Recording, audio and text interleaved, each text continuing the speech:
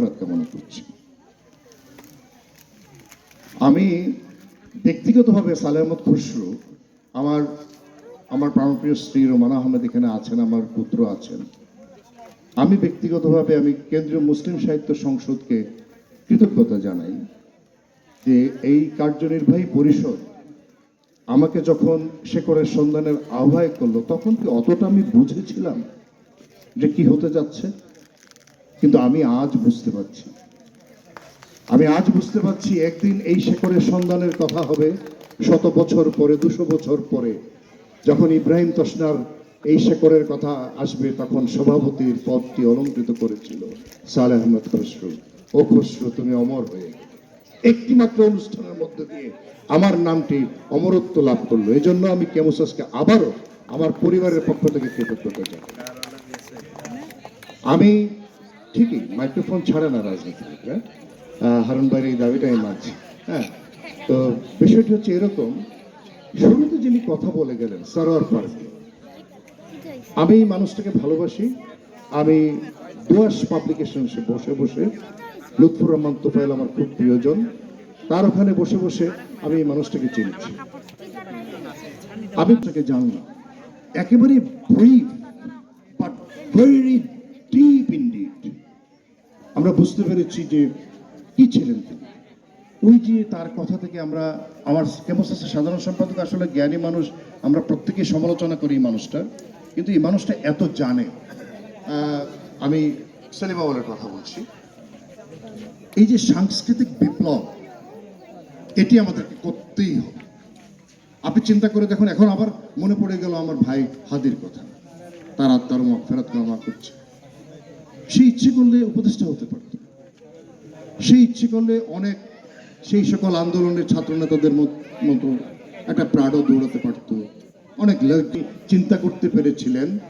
কারণটা কি, তিনিও কিন্তু অভিযাত্রী ছিলেন, তিনি সেই দিল্লি পর্যন্ত গিয়েছিলেন।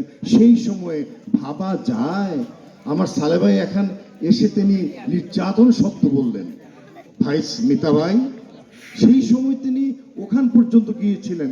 কতটুকু নির্যাতিত হলে পরে তার মনের মধ্যে যে স্ফুরণ ঘটেছিল, আমাকে এটি করতে হবে, এই বিপ্লব আমাকে করতে হবে। এই জন্যই আমি তাকে বলছি তিনি বিপ্লবী কবি। কারণ কবিরাই পারে, কবিরা উদ্যম, সাগরের উর্মিমালার মতো তারা নেচে বেড়ায়। সাগরের ঢেউ যেভাবে আছড়ে পড়ে কুল ভেঙে দেয়, তেমনি কবি ইব্রাহিম তসনা।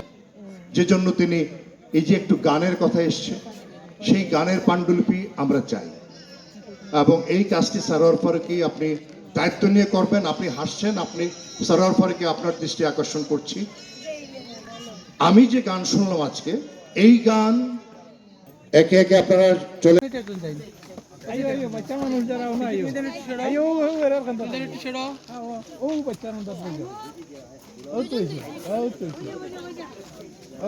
সুন্দর হয়েছে। আপনি পিস্তনে বাইরেও সাইটে গেলেন, আপনিও পিস্তনে ভাবি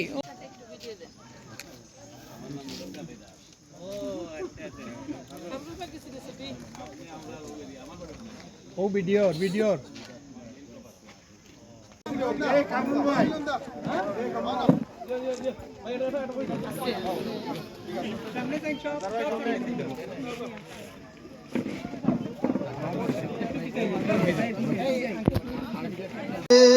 মাবুদ করিম বিনায় আমার কেহ নাই গো, ও সময় বন্ধু কেহ, ও সময় বন্ধু কেহ নাই, নাই নাই নাই গো, ও সময় বন্ধু কেহ নাই।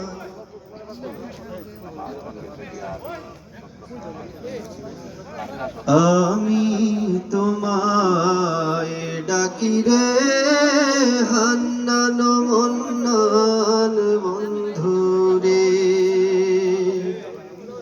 আল কুরআনে শুনেছি নাম রহিম রহমান রে, হান্নান মন্নান বন্ধু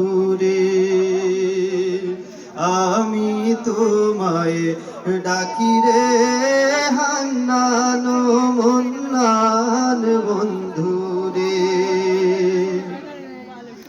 আগুন হরিতায় ফারো পানির মতন আল্লাহ আগুন হরিতায় ফারো পানির মতন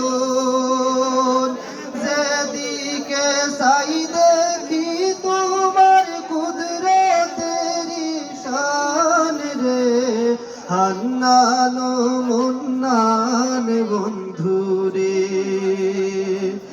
তোর সাথে পাঞ্জা, আমি উন্মাদ, আমি ঝঞ্ঝা, আমি মহামারী, আমি ভীতিয়ে ধরিত্রীর, আমি শাসনে ত্রাসন সংহার, উষ্ণ চির অধীর, বলবীর, চির অন্যতম অবশ্যই জীবনের জড়োয়া মতিহার গলেতে গাছ নাই পরোয়া। বলছি তো বলছি, সত্যটা বলছি।